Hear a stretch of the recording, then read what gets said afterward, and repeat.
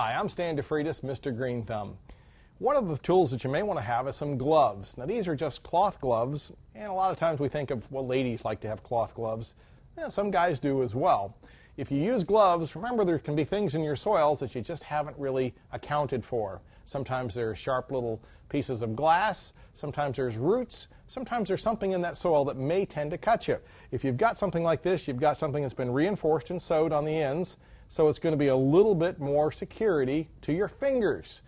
And I tell you, the first time you use gloves and you don't cut up your fingers because you find something sharp in the soil, you're going to be glad that you went the extra mile and bought a pair of gloves. This is sort of a pretty pair of gloves. You can see it's got the little decorative flowers on them and things. So it's very pretty. Yeah, you might think of the ladies, but some of you big, strong guys might want to have it as well. Gloves help make a difference in a good garden. If you're working with peat moss, you're working with some of the other materials, you know, it isn't chemically resistant, but it will help make a difference in your garden. For On Gardening, I'm Stan DeFreitas, Mr. Green Thumb.